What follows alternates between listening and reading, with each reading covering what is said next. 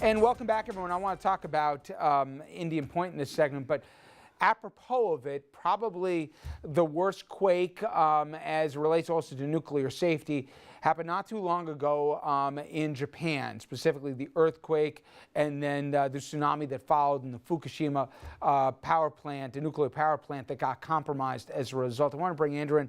Andrew, the quick details in this quake just coming over the wires? Well, it's an earthquake offshore in northern Japan, measured between 6.6 and 6.8. It's the same region impacted of Japan that was impacted by the 2011 quake. Now, there's no risk, apparently, according to authorities, of a tsunami, and the tsunami was the bigger piece of the problem that led to the problems at the Fukushima Daiichi nuclear power plant in 2011. But we're just getting this in a few minutes ago, and details are still coming through. And if people remember, post that quake, it changed the nuclear power policy as it relates to Japan, and in many cases in Europe as well here.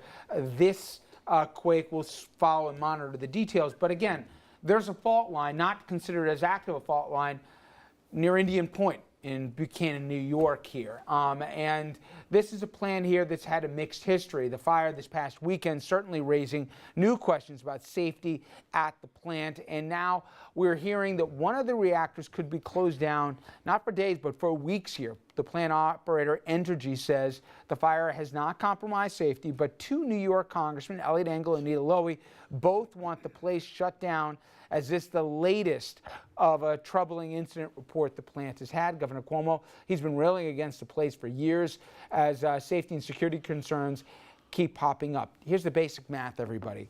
Within 50 miles of Indian Point, surrounding it, are 20 million people, by far the most populated density that you'll find around any nuclear power plant in the country. Then there's also the issue, there's no viable evacuation plan in the case of emergency. I've done countless stories on this thing. I can just tell you for sure, you can't get out if there were a problem.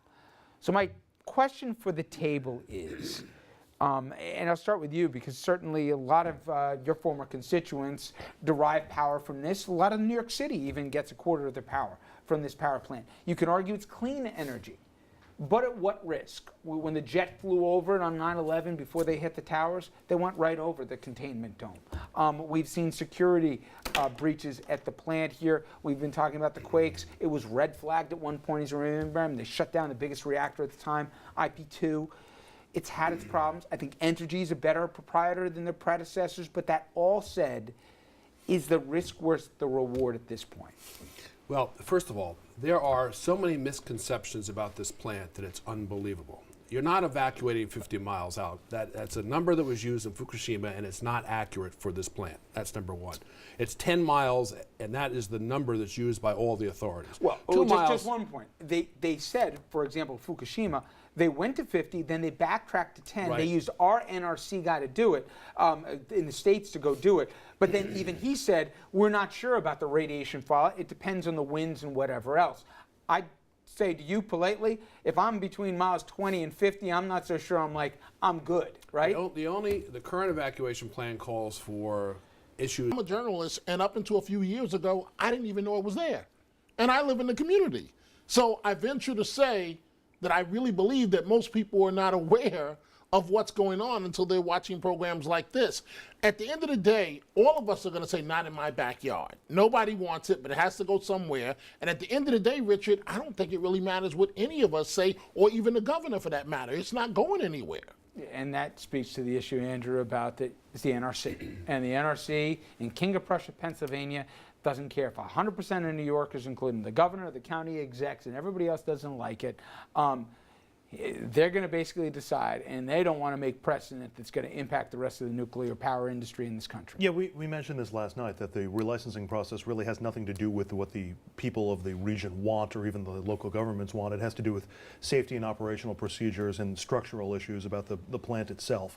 And it's worth noting that the NRC is made up, the commission itself, made up primarily of people who have entered and exited the nuclear industry and then also gone into the regulatory industry. It's a little bit like Wall Street experts working on the SEC and then trying to police Wall Street. So there's a little bit of having it both ways when it comes to something like that. On this, I'm of the school of thought that you never let a crisis go to waste.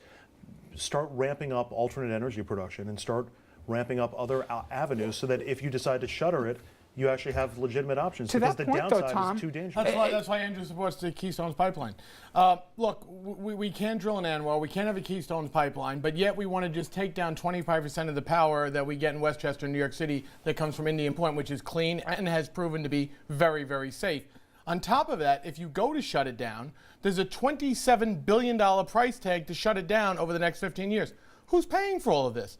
I mean, the fact is that nuclear power has been in this country very, very safe.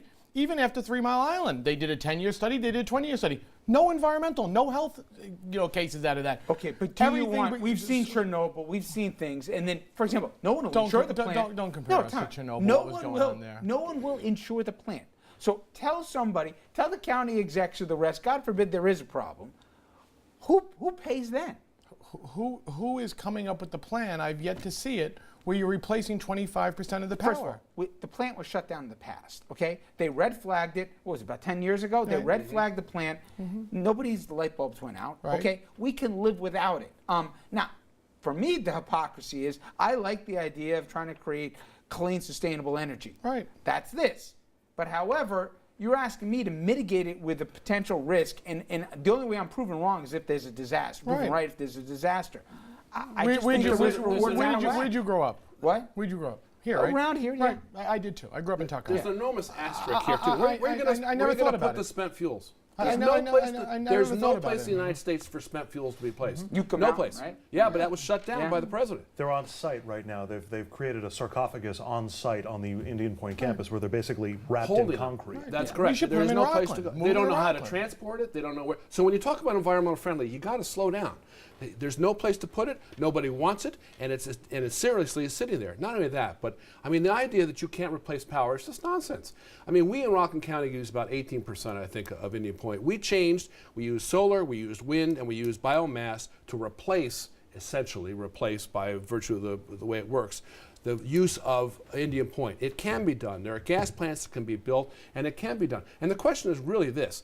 It's not nuclear power per se, because it's not that unsafe. I mean, Tom's not wrong there, but it's not in a place like this in terms of the density It of was built in the population. wrong place. That's the problem. Well, it was built before all the people moved here. We also can't move it any further away because then you start to lose some of the power through the transmission process. It's not as efficient.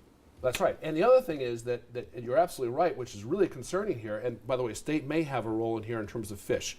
The state do not allow permitting for the excess. I mean, it's like the the water, tailway. right? That they to It get the kills water. the right. it kills the Water's fish. too hot. They kill the fish. It's like the owl. They kill the owls. It's I the mean, tail well, wagging the don't dog. get it Get it wrong. wrong.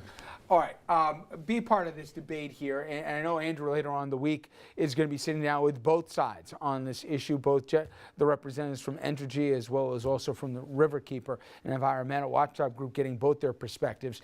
But before that conversation, be part of ours right now.